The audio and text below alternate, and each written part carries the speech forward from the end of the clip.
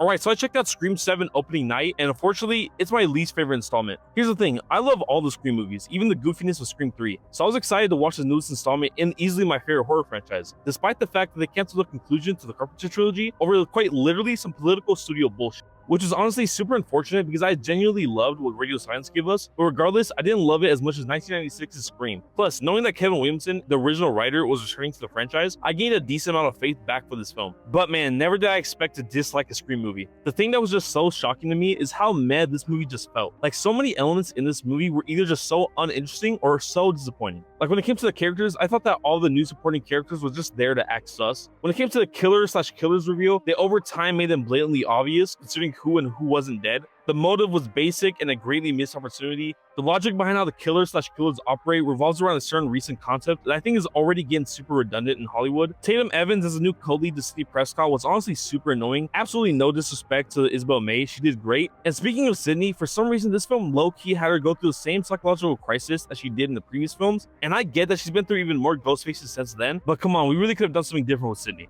And look, I can see that for anyone who hasn't seen the movie already, this might all sound pretty vague, but it's generally so hard to talk about my dislikes of this movie without spoiling so much. Now, is Scream 7 a horrible movie? No, not at all. If anything, it's still a semi-decent horror movie, and honestly, if this is for some unfortunate reason your first Scream movie, I can see why someone walking out the theater would actually enjoy this movie. The kills are fun and creative. This might feature Neve Campbell's best performance as Sidney Prescott. Sidney gets to have some great 2018 Laurie Strode moments. The overall structure of this movie is surprisingly unique to the slasher genre, and to be fair, it does get straight to the slashing. However, if you were like me and a fan of this franchise, you're hopefully probably with me on how let down I felt. Because to me, what makes these movies are the engaging mystery, the lovable yet potentially soon-to-be dead characters, and most importantly, the way they blended the usual seriousness of the film with the meta-ness and the overall commentary of the current state of horror movies, ultimately making each Scream movie a horror movie time capsule. But this movie couldn't even do that, which is why it pains me to give Scream 7 a 5 out of 10.